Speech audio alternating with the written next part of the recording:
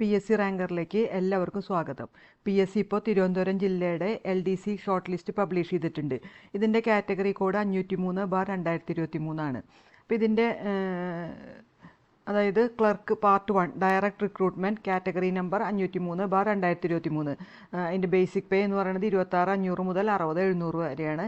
In various departments in Trivandrum district ആണ്. അപ്പോൾ ഇതിൻ്റെ OMR ടെസ്റ്റ് 27/7/2024 PSC തിരുവനന്തപുരം ജില്ലയ്ക്ക് ഉള്ള LDC പരീക്ഷ നടത്തിയിരുന്നത്.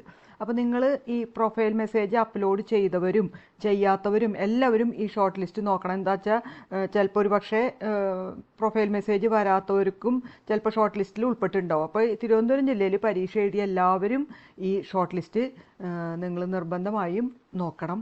പിന്നെ ഇത് പ്രകാരം മെയിൻ ലിസ്റ്റിൽ ഉള്ള ഉദ്യോഗാർത്ഥികളുടെ എണ്ണം എന്ന് പറയണത് മെയിൻ ലിസ്റ്റിൽ 1079 പേരാണ് ഇതിൻ്റെ ഈ പ്രോബബിലിറ്റി ലിസ്റ്റിലുള്ള മെയിൻ ലിസ്റ്റിൽ ഉൾപ്പെട്ടിട്ടുള്ള ഉദ്യോഗാർത്ഥികളുടെ എണ്ണം. സപ്ലിമെൻ്ററി ലിസ്റ്റിലാണെങ്കിൽ 1136 പിന്നെ ഡിഫറൻഷ്യലി ഏബിൾഡ് ലിസ്റ്റ് 44 പേരും.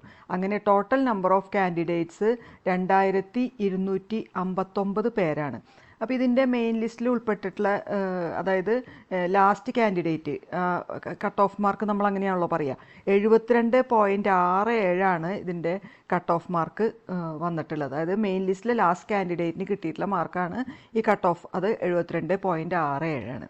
ഇനി അപ്പോൾ ഇതിൻ്റെ മെയിൻ ലിസ്റ്റിൽ 1079 പേരാണല്ലോ.